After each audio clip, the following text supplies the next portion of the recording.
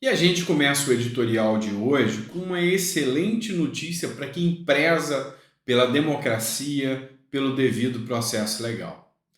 Depois de 4 meses preso, sofrendo tortura psicológica, sofrendo as mais diversas pressões políticas, Anderson Torres, enfim, está posto em liberdade.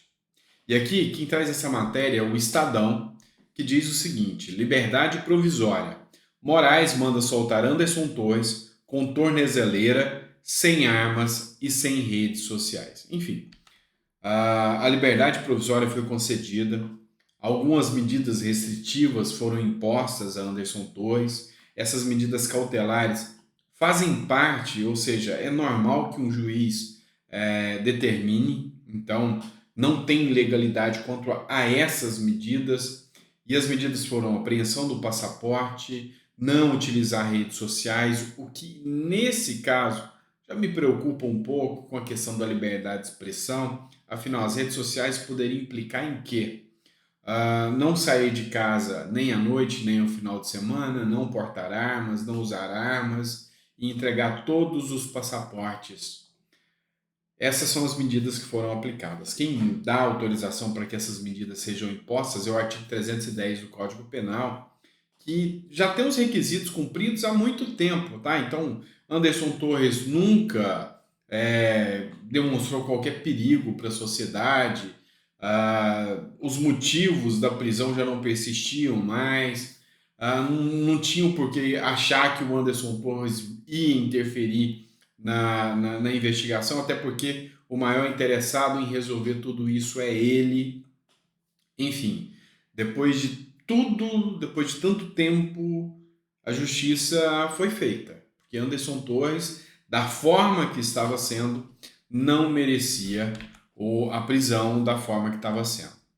E algo assim, até inusitado, o Alexandre de Moraes, mesmo tendo liberado, ele acionou a Polícia Federal e o Exército ao soltar o Anderson Torres. Esse editorial é do Metrópolis e diz que ele emitiu comunicados à Polícia Federal e ao Exército ao soltar Anderson Torres.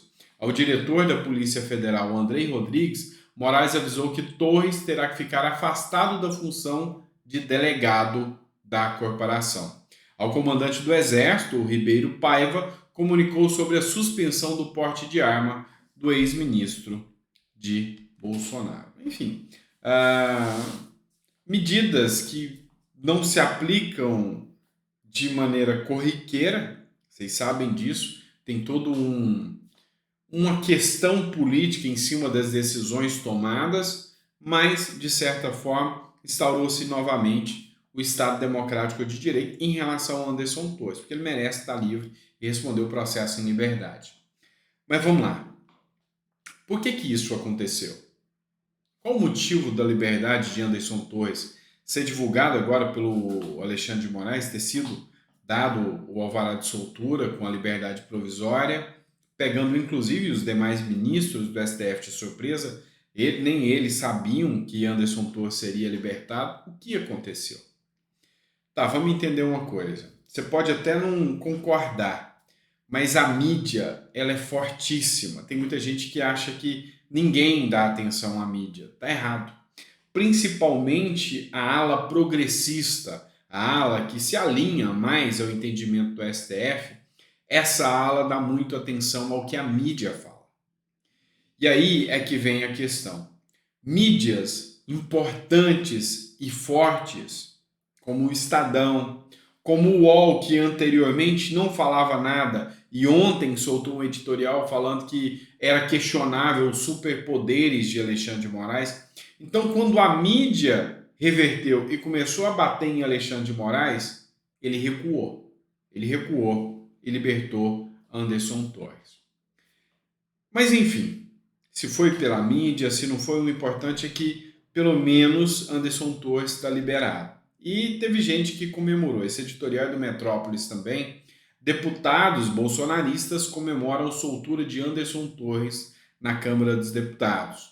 E aqui eu vou colocar esse trecho aqui da comemoração. Mas eu quero que vocês prestem atenção num ponto aqui. Vamos lá. Só para uma comunicação inadiável, o Poder Judiciário determinou agora a soltura do ministro Anderson Torres. Maravilha! Maravilha! Que maravilha! Que maravilha!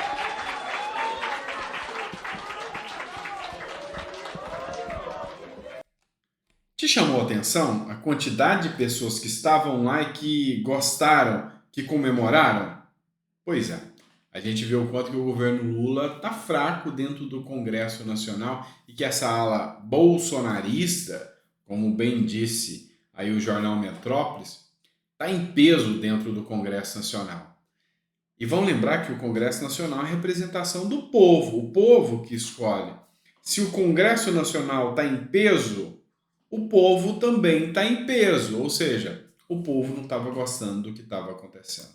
Mas enfim, o importante é que temos agora uma decisão favorável, apesar de tudo que vem acontecendo, uma decisão que coloca um pouco a paridade de armas para com aquela perseguição absurda. E eu reitero a vocês, o maior interessado na apuração dos fatos é Anderson Torres, sem sombra de dúvidas. Então, esse aqui é um outro editorial do Metrópolis que eu trago para vocês. Então, no final das contas, a gente teve um aprendizado com toda essa história, com toda essa questão da prisão do Anderson Torres. O primeiro aprendizado é que, no Brasil, a justiça pode tudo, mesmo que não exista lei.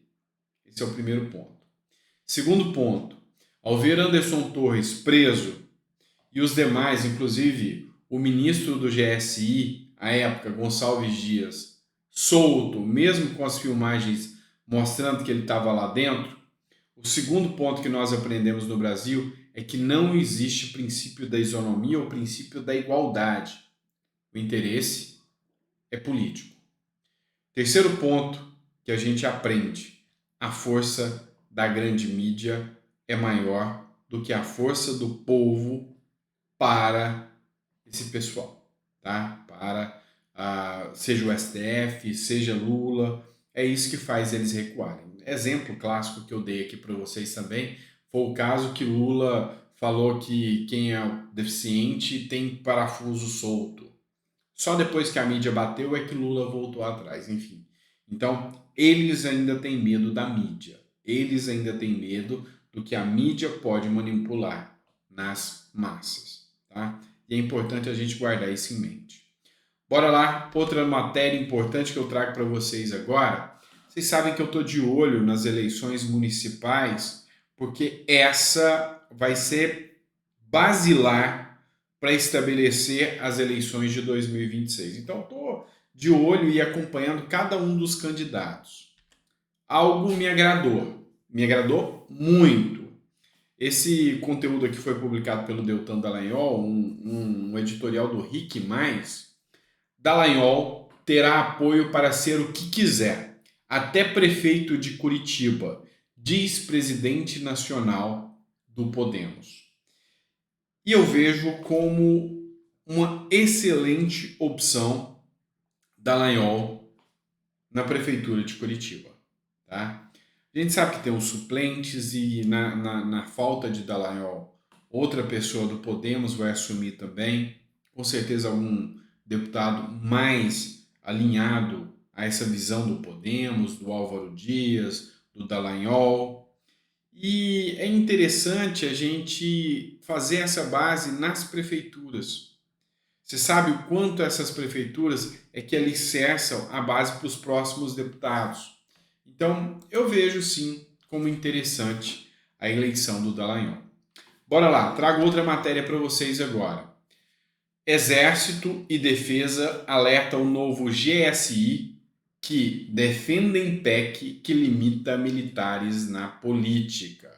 O comandante do Exército, o general Tomás Paiva, fez alerta ao general Marcos Antônio Amaro dos Santos de que as Forças Armadas são favoráveis a uma mudança na Constituição para tirar militares da ativa política ou da atividade política.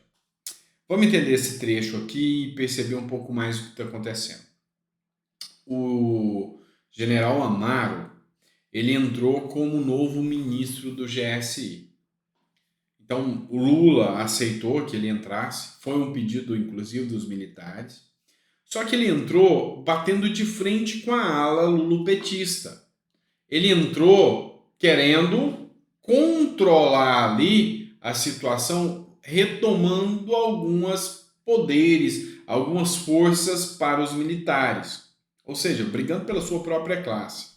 Primeira questão, ele entrou já falando que não concorda com a questão dos militares não poderem se candidatar, enquanto que as outras atividades de Estado podem se candidatar sem ter que deixar o cargo.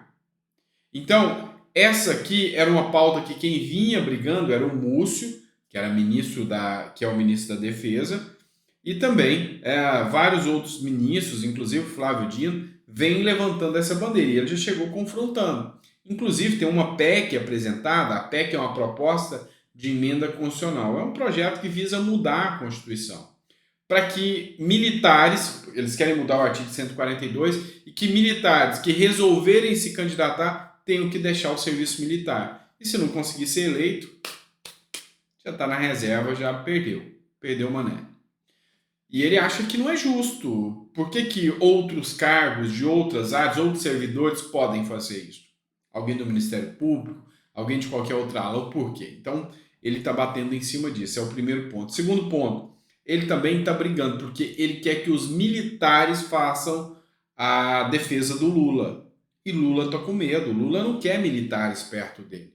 Então, é mais um confronto que o general Amaro causa aí dentro do governo petista. E eu vou ser sincero para vocês, o que eu estou achando é bom. Eu quero que eles entrem em conflito mesmo, porque quanto mais em conflito, mais rápido eles saem e o Brasil volta à normalidade. Quero voltar a um Brasil que cresce, não um Brasil do retrocesso. Tá certo? Grande abraço por ter ficado até o final do vídeo. Obrigado pela confiança e esse vídeo valeu a pena, né? Quanto tempo nós esperamos a libertação do Anderson Torres, mas falta o Sererê, né, gente? Não podemos esquecer do Sererê. E a gente vai estar acompanhando isso aí também. Grande abraço, fiquem com Deus e até o próximo vídeo.